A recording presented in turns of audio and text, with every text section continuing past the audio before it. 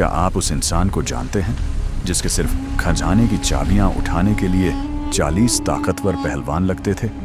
सोचिए, अगर चाबियों का ये हाल था तो उसका खजाना कितना बड़ा होगा। ये इंसान था कारून, जो हजरत मूसा अलैहिस्सलाम की कौम से था।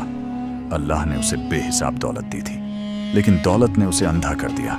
जब उससे कहा गया कि अपनी दौलत में से गरीबों को ज़कात दे, तो कारून ने घमंड में आकर कहा, ये दौलत मुझे अल्लाह ने नहीं दी, बल्कि ये तो मैंने अपने हुनर और अपने दिमाग से कमाई है।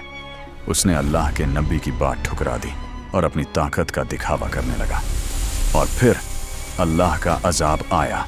अचानक ज़मीन कांपने लगी। ज़मीन बीच से एक खौफनाक खाई की तरह फट गई। कारून चीखता रह गया और ज़मीन ने उसे, उसके महल और उसके सोने के पहाड़ों को जिंदा निगल लिया। चंद सेकंड्स में सब कुछ खत्म। वो दौलत जिस पर उसे गुरूर था, उसे अल्लाह के अजाब से न बचा सकी। याद रखिए, तकब्बुर, घमंड अल्लाह को सख्त नापसंद है। अल्लाह हमें तकब्बुर से बचाए।